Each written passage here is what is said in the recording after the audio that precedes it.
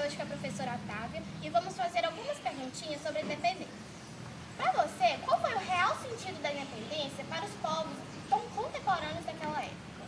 Bem, a independência ela não resultou em transformações políticas profundas e nem sociais. Dom Pedro I ele já governava o país desde que Dom João, seu pai, teve que ir para Portugal. Então, na verdade, a independência foi um fato que ocorreu, né, um processo, no caso, de cima para baixo, onde o povo ele não participou desse momento ativamente. Até porque após a independência a escravidão, né, continuou no Brasil e muitas pessoas ficaram sabendo desse fato meses depois. Então, para o povo daquela época, ela não teve uma significação importante naquele momento, né, no caso, no dia 7 de setembro de 1822. E para você, como que teria sido o Brasil hoje em dia se não tivesse ocorrido a independência?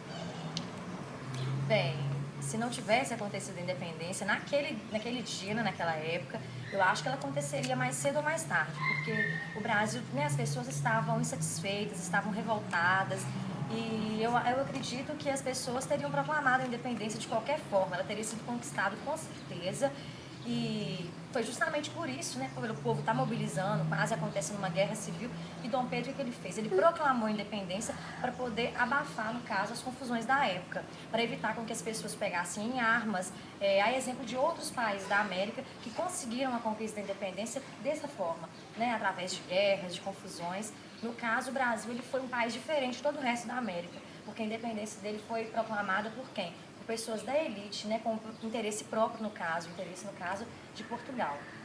Como teria sido a independência na prática? Bem, na prática ela foi dessa forma como na prática foi isso que aconteceu. Dom Pedro I, voltando, né, de uma viagem às margens do Rio Ipiranga, ele recebeu uma carta de Portugal exigindo que ele voltasse, né, para lá. E ele, insatisfeito para não voltar, porque se ele voltasse ele não seria, né, príncipe, no caso regente, ele seria delegado da corte, me parece. Então, ele preferiu que ficar no Brasil e proclamar a independência. E logo depois ele foi proclamado imperador. Na prática foi isso, voltando do Rio Ipiranga, ele levantou a sua famosa espada e gritou: independência ou morte. E essa foi uma entrevista com a professora Otávia, para o blog Mundo Amplo. Brilhou!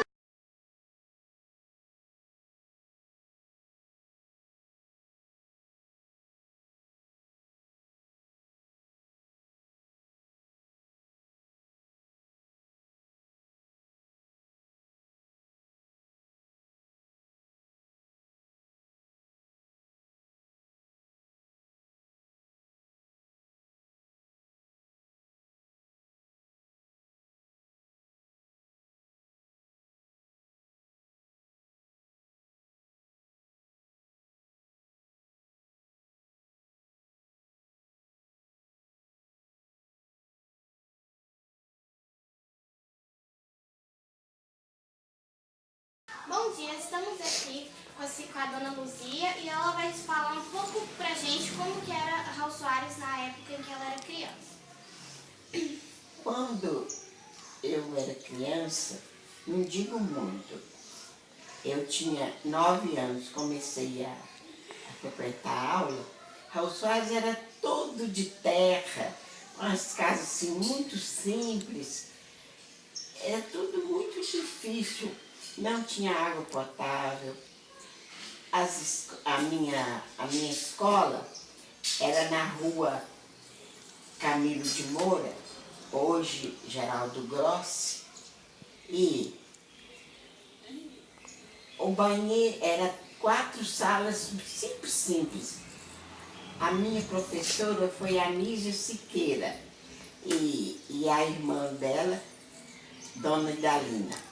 A diretora era Dona Delinha. E o banheiro, nem a gente tinha um banheiro assim direito. Era uma casinha muito simples, lá, e tudo muito simples. Nem um vaso tinha só um vaso que pedreiro fez lá, sabe? Mas eu me lembro que era tão simples Raul Soares que o meio de transporte era tropeiro e boiadeiros. Não tinha quase carro nem nada.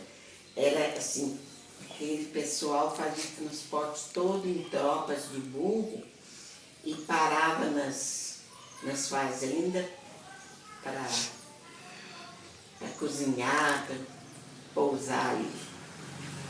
E o tempo passando, quando eu tirei o meu diploma primário, foi o primeiro ano que o Benedito Valadares foi inaugurado. Foi em 1936. Dessa data para cá, veio melhorando. Aí já apareceu advogado, que era o advogado dessa época, era Dr. José Grossi. E a irmã dele foi a primeira diretora do Benedito Valadares, Dona Maria Grossi. E depois, era tão coisa assim, que nesse tempo de seca igual agora, os pés da gente atolavam num pó fininho, de tanto que era seca e pó. As baixadas ficavam que era puro pó. Aqui era tudo pastagem onde eu moro, nessa Vila Progresso, era pastagem. Quando eu mudei para aqui, só teve criação aqui. E eu fui a segunda pessoa que morei, que fiz casa aqui. Mas aí foi só melhorando. Depois veio a luz elétrica, chamava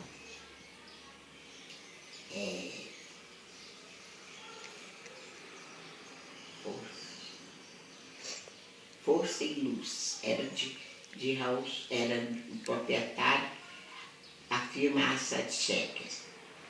Depois veio a água. Veio CEMIG, veio a água, e aí foi melhorando, como agora temos água potável. E assim, na época quando não tinha chegado a luz ainda, vamos supor, o chuveiro, por exemplo, era tudo água fria, sempre tomava água fria. Quentava a água no fogão e tomava banho assim de cavalo, que eles falam, é jogado com caneca. Tá, entendi. E a luz que a gente usava era lamparina e lampião a gás, velas, essas coisas. Não tinha luz elétrica quando eu era menina, não. E o que mais você quer saber? E sobre a estrada de ferro que tinha? A estrada de ferro só chegou aqui em 1916. E de 85 para cá nem tem estrada de ferro aqui mais. E durou pouco tempo a estrada de ferro aqui? É porque nessa época de 16 até 85, tinha trem de carga, tinha trem só de passageiro, gente que viaja, tinha um tal de noturno, tinha o expresso, tinha um que falava mistro, o galo cego, tinha esses trem, tinha às 5h30 da manhã, tinha às 9h da manhã, tinha às 3 da tarde. Demorou muito ter trem daqui para o Rio de Janeiro, mas eu fui muito ao Rio no trem de ferro, não tinha ônibus. E o médico só tinha dois, Dr. Sampaio e Dr. Duval Grossi.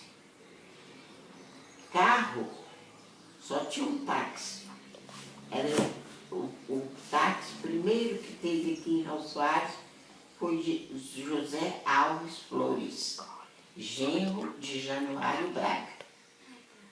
Este foi o único táxi que tinha quando eu era criança. Não muito menina, mas eu era moça quando eu tinha só José Alves. Amor, e a igreja? Como é que era a igreja, né? A igreja é no mesmo lugar que tem essa, porém, bem pequeno, com 2 torres assim, e uma de lá, outra de cá, não tinha jardim, não tinha nada. O pároco que eu conheci era Padre Hermelindo Ribeiro. Depois, mas antes do Padre Hermelindo Ribeiro, quando eu era menina, eles falavam muito do Padre Chiquinho.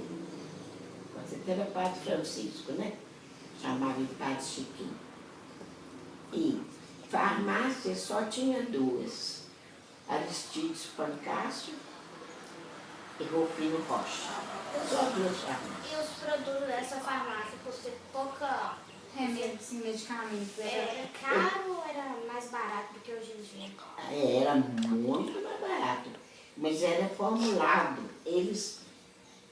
Vinha pouco medicamento de fora. Eles mais formulavam negócio de xarope, para febre, para gripe, para tudo. Vinha, eles mesmos que formulavam. Igual a gente faz um bolo, né? E o hospital, vó? A gente a última coisa agora é o hospital. Como é que era o hospital antes? Não tinha. Não tinha, não? Tinha não. E os médicos atendiam onde? Em casa própria. Pra pessoa que ia ganhar neném, assim, como é que ela fazia? Ganhava em casa, né? Era parteira. Ah, tá. Era parteira, gente, assim, que era, como que a gente fala, prática. Ah, tá. Umas senhoras com prática de servir as outras. Não tinha, o doutor Duval fazia parto, mas em casa. Em casa. O Duval Grossi, irmão de Maria Grossi, de Geraldo Grossi, de José Grossi. E vamos supor, fazer cirurgias, por exemplo, eles tinham os aparelhos prontos ou era pouca opção? A gente, quando queria fazer uma cirurgia, uma coisa qualquer, era Belo Horizonte. Era Belo Horizonte. Nem Ponte Nova era famada. Porque hoje vem médico de Belo Horizonte trabalhar em Ponte Nova, assim, 2 vezes por semana, uma vez, né? Aí tipo, nem tinha disso. Não tinha. Então tá Obrigada bom, pela vó. entrevista, Obrigada. tá? Gente, minha avó tem 89, vó. Falta 8 meses para fazer 89, e falta 8 meses para ela fazer 90 anos. A gente queria agradecer, vó, por a senhora ter dado essa atenção pra gente. Muito obrigada. Obrigada, tá?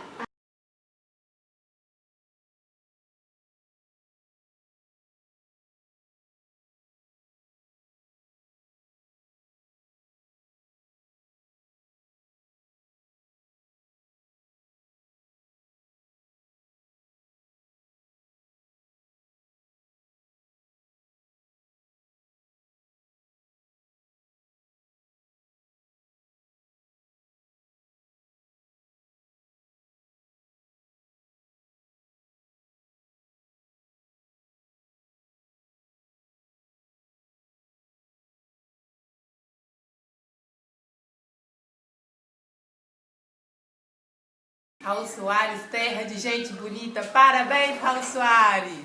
Parabéns, Raul Soares, eu amo morar aqui. Desde 1980, eu comemoro essa festa com você. Parabéns, Raul Soares, pelo seu aniversário. Nós somos as integrantes do grupo Mundo Anglo e queremos parabenizar o Raul Soares pelos seus 89 anos. Parabéns,